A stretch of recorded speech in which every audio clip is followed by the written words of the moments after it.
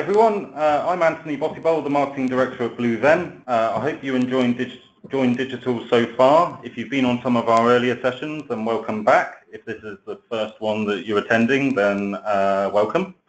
So far we've had sessions on customer data platforms with David Rabb. We've had our VP of Technology deliver the BlueVen technology roadmap for 2018. We've had a presentation from a couple of our consultants talking about consistency and omnichannel customer experience. And now in this next session, we're about to take it another step further as we discuss the best practices for personalized marketing campaigns. Presenting, we're going to have Alex Guest from Full Contact. Full Contact are one of our newest and really exciting partners. This session is called Marketing Fails, Avoiding the Data Pitfalls That Can Sink Your Campaigns. So I'm really looking forward to hearing some of that. Full Contact is a strategic partner of BlueVen, delivering much fuller profiles of customers using identity graphs, which help to enhance customer records for a better understanding to use within omnichannel marketing programs. I guess it's essential that social media profiles and modern data sets are considered as part of your everyday customer intelligence these days as marketeers. And through a feed into the BlueVen customer data platform, it's going to really help provide those few more degrees towards creating that 360-degree view of an online and offline customer. So it's my great pleasure to introduce Alex. Thanks for joining us today, Alex. Thanks for the introduction, Anthony. Really appreciate it. Thanks for everybody that's taking the time out of their busy days to join us. I'm excited to jump into some of the marketing fails that I've experienced in my own life. We have a core value here at Full Contact that we believe in being vulnerable. So I'm going to be sharing a lot of details about my own life, starting with what you see here. This is actually a picture from my wedding. My wife and I spent a ton of money on engagement and wedding photos. I like to get as many miles out of them as possible, so I include them in our slide decks. And I think this is a good analogy for our presentation today.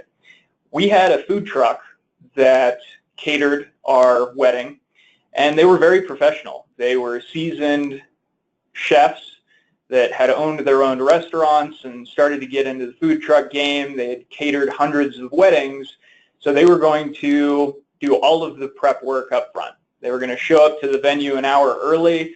They were going to have everything set up when we got there. And by the time my wife and I showed up, they weren't there. Nothing was set up. We started panicking. We had our bridal party and family calling them as we prepared for our upcoming ceremony. And we found out that on the way up to the venue, they hit a flock of birds. It shattered their window. It messed up their grill. They were very apologetic, very professional, but I think it describes marketing campaigns perfectly. You can have all the experience in the world, you can prep everything up front, but at the end of the day, if something goes wrong, you need to learn from it, and you need to be able to adapt the next time. So as Anthony had mentioned, Full Contact and BlueVen are now partnered. We at Full Contact consider ourselves an identity resolution and data enrichment company. So we'll take publicly available social data and add it into your single customer view within BlueVen so you can build new segments, find more granular data points to personalize your marketing strategies, and really engage your customers on a more authentic level. Sticking with the trend of vulnerability, this is me. That's me in the foreground. It's my lovely wife, Jill, in the background. That's my actual cell phone number. That's my email address. When it comes to social networks, I prefer Reddit, but I also dabble on Instagram and Twitter. LinkedIn is crucial to my professional career, and where Facebook was a big staple in my life back in college, it isn't much anymore. Targeting me there isn't very effective. I'm sure my data is being sold within Facebook marketing audiences, but I don't see any of those ads. To start putting together some building blocks to describe who I am and why these marketing attempts towards me failed, I think we kind of need to start at the beginning. So I was born May 16th, 1987 as Alex Planalp. I actually had a different last name. There wasn't a whole lot of data about me back then. I carry a social security number. I was listed on my parents' taxes. I have an androgynous name. I'm not an Alexander, I'm an Alex. But if you start taking a look at the data, any of the babies born in 1987 that were named Alex, out of those 80% are male. That's a pretty good shot. You should be able to target me knowing that I'm male just based off of limited information like my first and last name and when I was born. I didn't really create a whole lot of data in the first 13 years of my life, so I thought this would be a good opportunity to describe the market. My first exposure to a personal computer was when my parents bought an IBM desktop back in 1993. I was obsessed with it.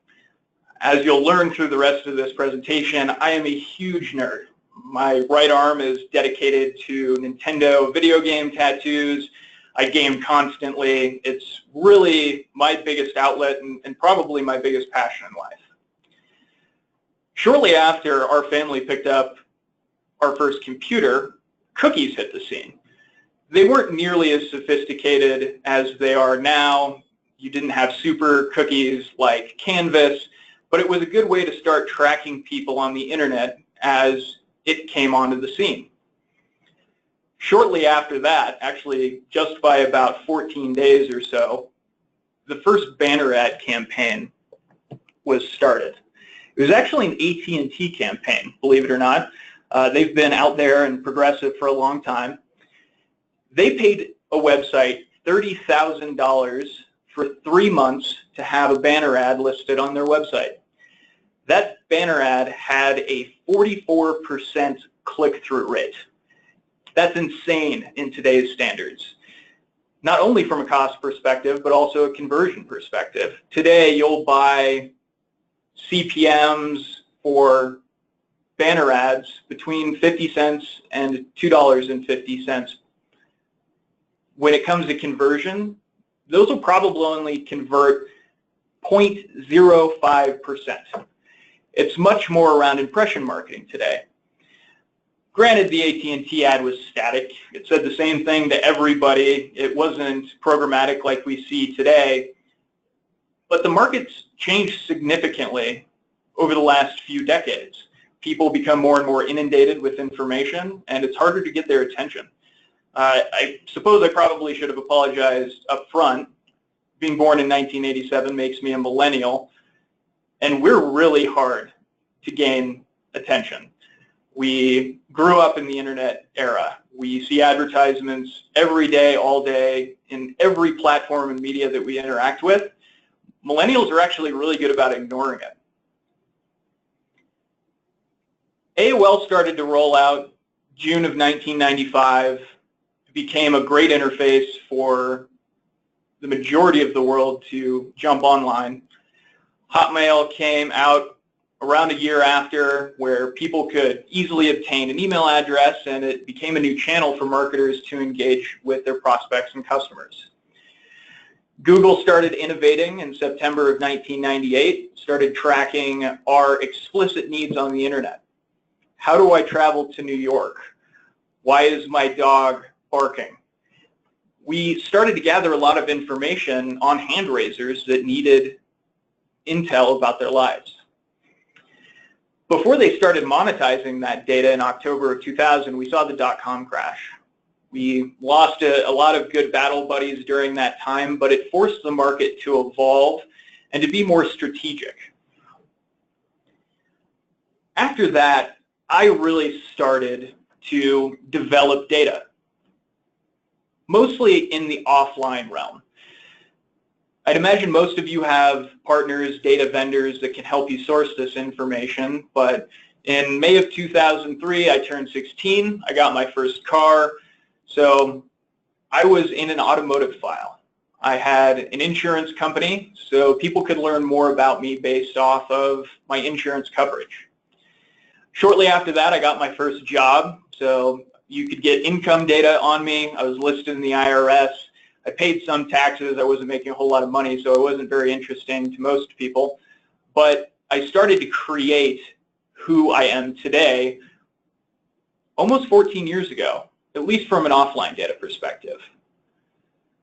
Like any good teenager, before I opened my first bank account, got my first debit card so you could take a look at my transaction history, I got my first cell phone. And granted, this was in the day of the Kyocera sliders. I was texting T9. I could still hammer through around 3,500 or 4,000 texts in a month, but I was smart enough to get the unlimited texting plan at the time. I entered the legal system in May of 2004, unfortunately. It was completely my own fault. I was speeding. It was significantly over the speed limit. But then you could find me within legal databases like LexisNexis. Despite my traffic issues, I was accepted to CU in February of 2005. I studied economics and psychology, a great mix of data and people. And I was super excited. I immediately bought my first CU sweatshirt. After that transaction, I immediately got my credit card number stolen, so that was a fun experience. But I started to build who I would be as a professional at that point in time. Next, when I attended school, I had my own mailing address. This was the first time that my name was attached to an address where that information wasn't hidden by my parents' name.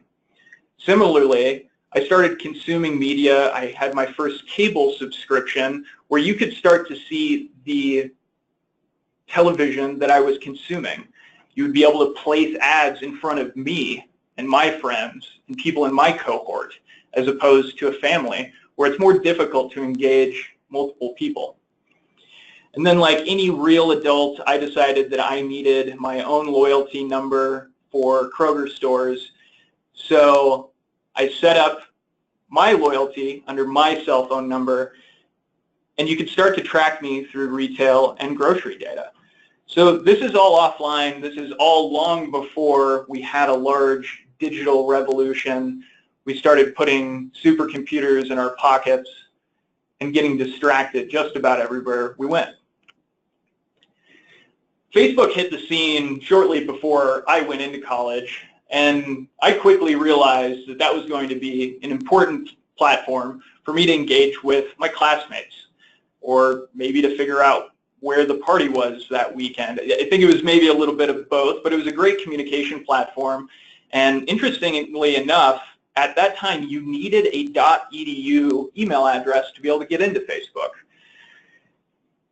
Once it was open to the public, it kind of lost its appeal to me. I actually deleted that Facebook page. That was shortly after I started my career, and it only lasted about 3 months. I ended up having to set up a new Facebook account because I was talking to our partners who didn't believe I was real. I have a super generic name. If you look at me in most CRMs, I'm a guest. Hotels think it's hilarious. I probably get that joke every time I check in. But Facebook had become something that if you didn't exist there, you weren't a real person. So my Facebook is out there. I rarely log in.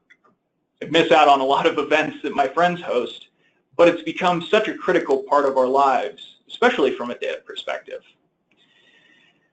2 years after that, I got my first smartphone. I went Team Android. I'm currently on Team Apple. Don't hate me. But this was a new way for advertisers to identify me through a device ID, get geographic location, and advertise to me in-app. Back in 2007, I set up my Reddit account. If any of you are familiar with Reddit, I am considered a lurker. I've been there for 7 years. I've probably posted 2 or 3 times. It's just a way for me to consume media. I check it every morning as soon as I wake up. It's the last thing I take a look at before I go to bed to calm myself down. It's my platform. Once I had started my professional career, jumped into LinkedIn. It's essentially now the digital version of our resumes. It's mandatory, essentially, in business, and you can get a lot of great data about me from there. Finally jumped on the Twitter train in 2011. I don't tweet very much. I like to consume information there as well. Unfortunately, I just don't think a whole lot of people care too much about what I have to say. It's probably why I don't interact too much on social. Instagram's kind of the same thing. I like to follow my wife, my friends, my family, see what they're doing visually, because it's a great place for me to stay in touch. In August of 2014, my wife and I set up a Knot account. It's a great way to see a lifestyle change for me. I entered into a totally new world where I was getting married. It was no longer just targeting Alex, but also Alex and Jill. And that opens up new opportunities to engage with me on a personal level. And the fact that I was married in 2017, or rather I was married in 2015, but the first instance of my upcoming nuptials was in 2014 is going to come up later. That's why I bring it up. I mentioned that I was born Alex Planow, but I legally changed my name in June of 2015. It's a long story. If you want, I'm happy to meet up over a glass of scotch and tell you about it, but it's a long, arduous process. Not only did I need to go through a legal process where that was documented offline through court systems, but I also needed to change everything in my digital world. I had new email addresses. My name was changed on our cell phone plan, so there was a different person attached to my device ID. I had to update credit card systems. I had to update the deed on my house. It was a huge pain. Last year, in July of 2016, I started Full Contact. I started learning a lot more about data and its marketing applications. And since then, I've been obsessed with taking a look at different ways to leverage data across marketing platforms and CDPs like Blueven. And I like to collect marketing attempts that fell flat with me. So going into some personal examples, these are screenshots from my phone, different brands trying to engage with me. This first example was a diaper brand. This one caught my attention because where my wife and I want to have kids, we're not quite there yet. So why is a diaper brand putting in-app advertisements on my platform, the place where I go every morning and every night? So it got me thinking, where did this audience originate from? How did I end up in a purchased audience for a diaper brand? Why are they targeting me on Reddit? This is a place where I read about food and video games and data and news. How is this relevant to that portion of my life? I noticed there wasn't a call to action here. They wanted me to install a diaper app. What does that do for me? Why would I do that? Did I ever interact with this brand? I was trying to dig back and think, at what point was I a hand raiser for this diaper brand? Is it because some of my friends are having kids? Is it just because I'm 30 years old and married? Why am I a target? Ultimately, I'm guessing I probably showed up in all of this because I look a lot alike with other people that buy this diaper brand. So it's kind of a miss for me. When you're building large audiences, it's not always going to be perfect. But what was their methodology to cluster individuals that would buy diapers and install an app, and how did I get looped into that? How could they optimize in the future? And then ultimately, why should I install this app? I've got pages and pages of apps on my iPhone. There's no call to action here. What's the benefit? Another good example on the Reddit platform was something that just totally missed was a craft company. They post online videos of ways to bake cakes, learn how to knit. It isn't necessarily something that I fit into their target demographic, or at least that's what I think. Maybe I'm wrong. So how did they think that I would be interested in a knitting class? Did I really fit their target persona? Was it that maybe they were trying to target my wife? She was the end user. I could have paid for her to learn how to knit. But then why wouldn't they mention that? taking a look at the time at the top of my phone there, this was at 6 a.m. in the morning. Learning how to knit isn't necessarily at the top of my mind at 6 a.m. Maybe later in the evening or in the afternoon where I have time to dedicate to a new hobby, I might consider it, but 6 a.m. seems a bit aggressive. As I'd mentioned, Reddit's my platform. Why did they choose to target me there? Why not display advertisements? Why not applications more related to hobbies like Instagram, for example? And then ultimately, what's the difference between these different platforms? I'm not the same person on Reddit as I am on Twitter or Instagram or Facebook or LinkedIn for that matter, nor are those audiences the same for their target. So what makes this different from any other place that they're posting advertisements? Where I have included a lot of examples where I will redact information on the brand and how they might have missed, I do want to call out Duracell. Actually, I'm probably never going to be invited on another webinar through BlueVenn because I put this slide in this morning. As you can see by the timestamp, 5:40 this morning, I woke up, I started digging through Reddit, and I found a great ad that's directed towards me. It's personalized. They found me where I look at video games. It's relevant. They're talking about video games and how their batteries help me play longer. It's good all around.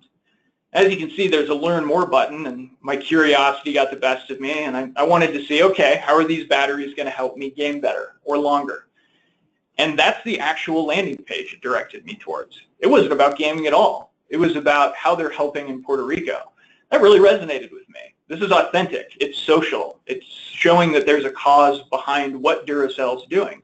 I really appreciated that. And being an economics major, I believe in capitalism and that every dollar that I spend is a vote. So I jumped on Amazon and I bought a Duracell product. It was at a competitive price. It met a need that I needed batteries, not necessarily for video games, but it was timely and I needed some batteries for some of my camping equipment. So I made the purchase. It was easy. There was deep linking to get me straight in to buy it. There was minimal effort because my addresses and my credit card numbers are saved within Amazon Prime. And then we had another fail. I was offered women's jeans for $40. This is disjointed. I just bought batteries. Why not tell me I should buy an Xbox One X controller where I can use those batteries? It's irrelevant. It doesn't make any sense for what I just purchased, and it's invalid. I don't wear women's jeans, and I'm not stupid enough to buy jeans for my wife. I can guarantee you that wouldn't go well. She is much more around fashion than I. Ultimately, we see retention beginning at marketing. It has a significant impact. If you're missing, you'll see an increase in your unsubscribes. You might see high spam complaints, which is going to impact your email deliverability in the long term. You could do brand damage. And ultimately, if you fail with Alex Guest, you might end up in the next webinar.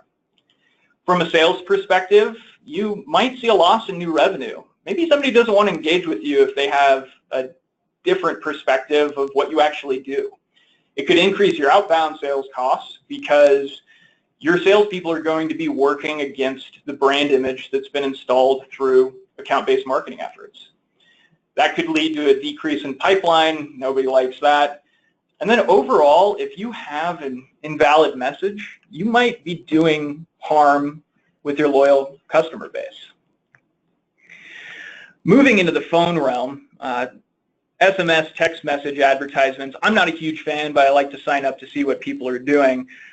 I got this text message from a large burrito chain here in the US.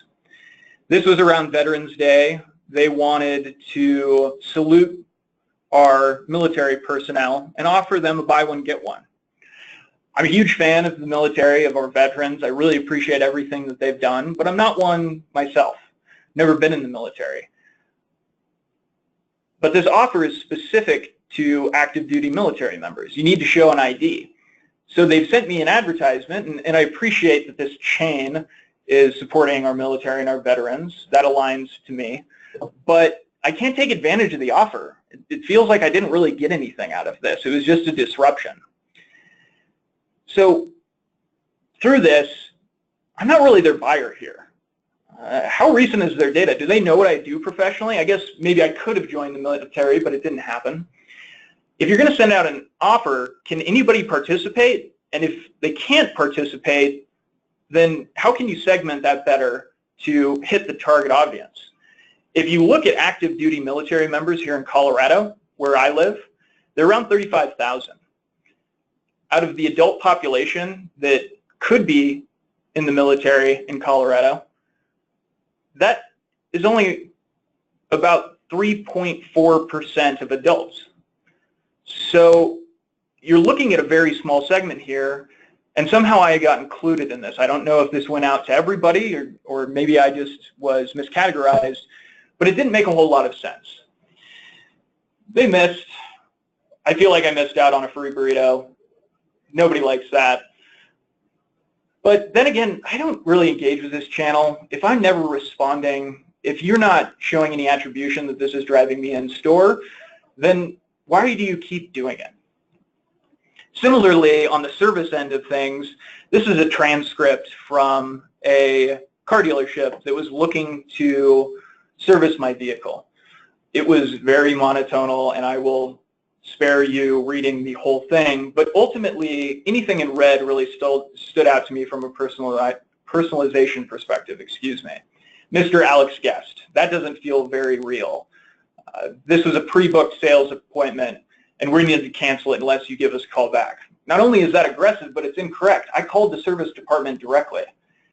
But ultimately, the biggest thing that caught my attention is we look forward to servicing your vehicle. They don't care about me. They want to make money.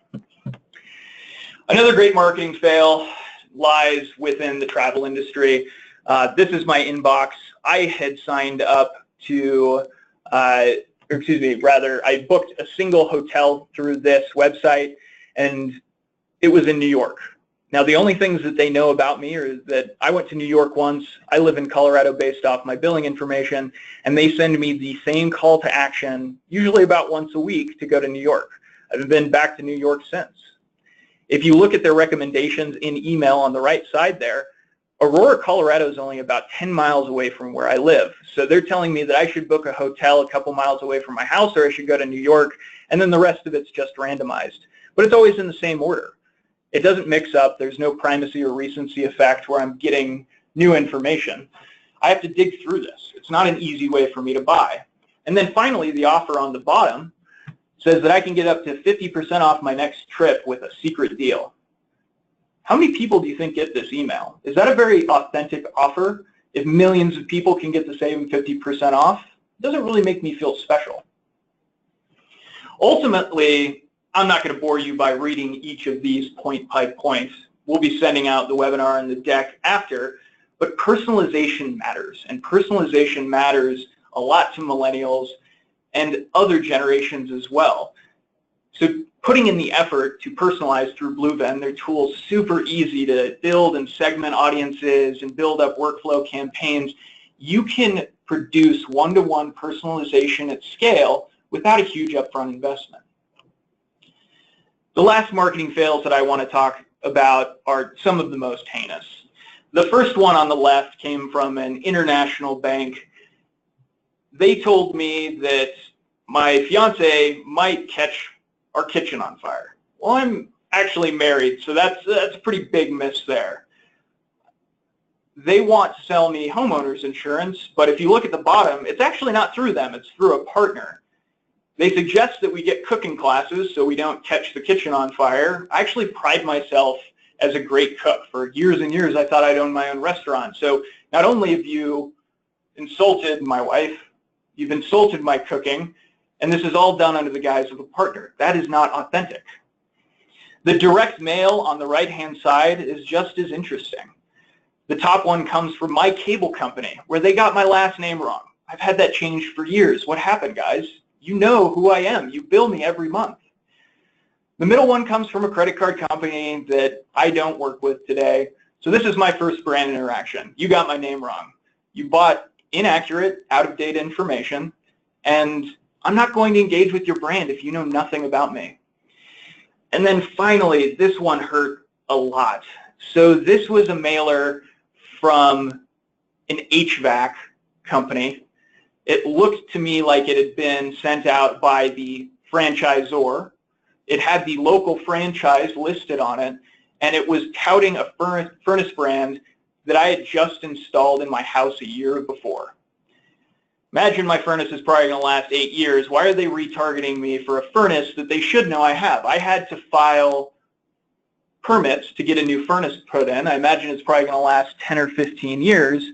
So this doesn't feel good. I just spent $8,000 on a new furnace and adding an air conditioner, and you're already asking me to buy another one. Why did that happen?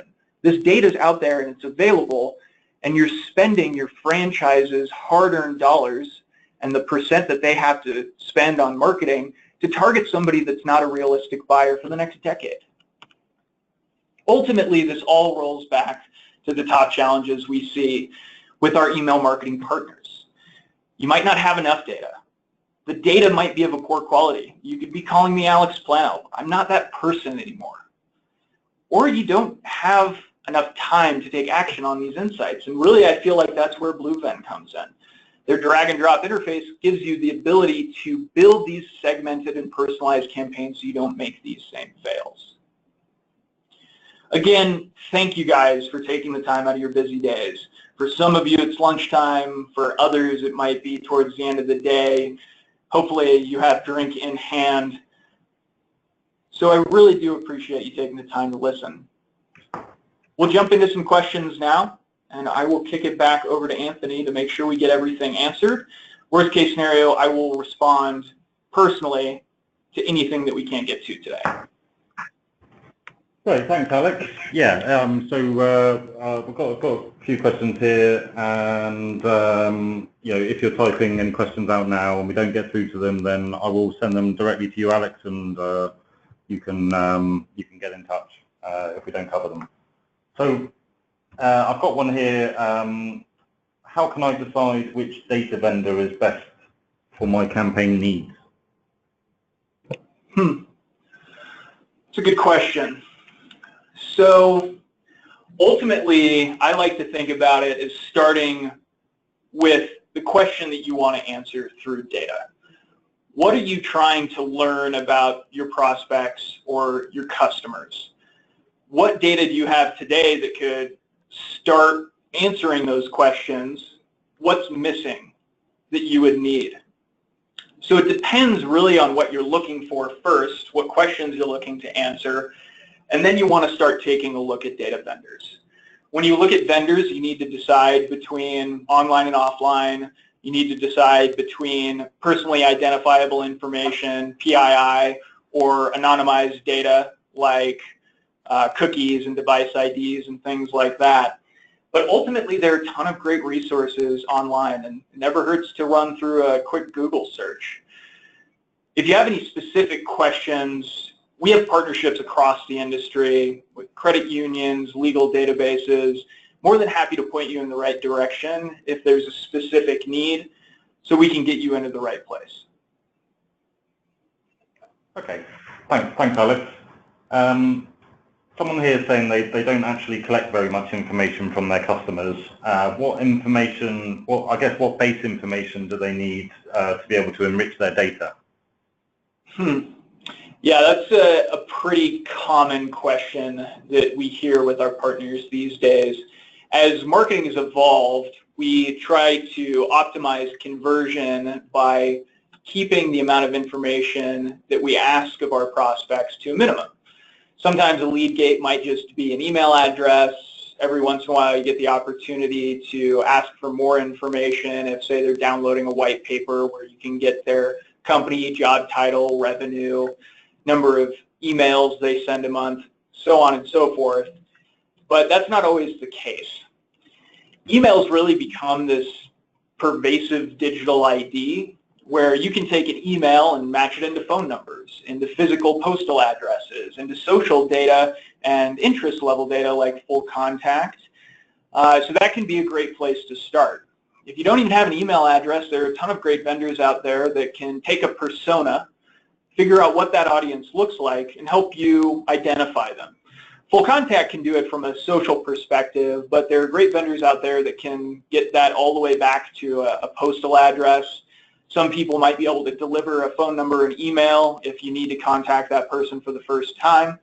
So the tools are definitely out there, but start with what you've got. An email is great. If not, be able to deliver your ideal audience to one of these vendors, and they should be able to help you get what you need. Okay, thanks, Alex.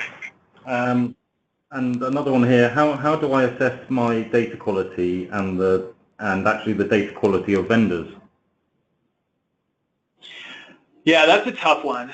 So most of the research that we share around data at Full Contact shows that a CRM record can degrade at about 2% per month. So that means every month, around 2% of that data is going to become inaccurate, and you can't take action on that anymore. Extend that out into a year, that's a ton of degradation. You need to have a person that's dedicated to keeping your information up to date and of the highest quality possible, and that just takes a lot of time and money. Ultimately, you want to keep an eye on the data and any downstream best practices. If you start seeing email bounces because an email is no longer deliverable, go ahead and take it out of your system. If somebody changes companies, go ahead and update that. Some data vendors can help you out with the real-time enrichment. Full Contact can plug into your CRM to do that. But data quality, it's at least within the four walls of your organization, it's hard to keep track of. When it comes to vendors, I'm actually a really big fan of maintaining a curated file. If you can maintain a file of emails, something statistically significant, maybe 10,000, and you know everything about those people, they're your best customers, you know the information you're getting about them as accurate as possible, bring that to your vendors when you're testing them. How often are they matching information up correctly? What's the data fill? And then if you start comparing apples to apples on the same data set of individuals that you know, you can make sure that the quality coming from your new data vendors is going to meet your standards and can be leveraged appropriately through BlueVenn. I guess not all data vendors have the same data, do they? So, you know, things like match rates and things could be quite different.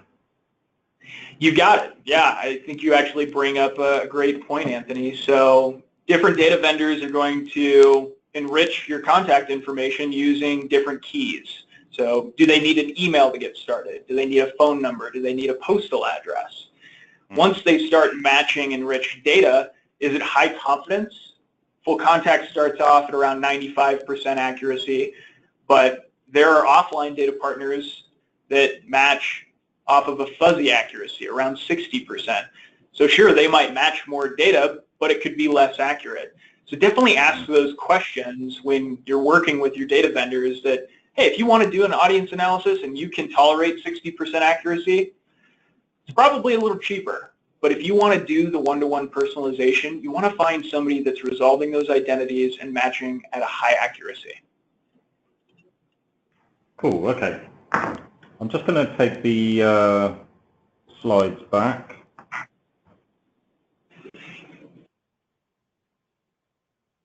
Okay, great. Well, you know what, Alex? I feel like I know you so much more now. I feel like we should be going for a beer after join or something, but I know that's going to be difficult in being in different parts of the world. I guess that's what it's all about, right? You know, the what you've shown here is some really good examples of mistargeting. I know that it's a massive talking point with some of our clients and prospects at the moment. You know, where they're really realizing the amount of wastage in targeting through advertising, through programmatic, and you know, always looking to kind of increase that degree of personalization in what they're doing, whether it be email marketing, direct mail, or whatever. So, you know, some really good examples there, and I like the fact that you dropped in a brand new one from what 5:30 this morning. So thanks for that. So yeah,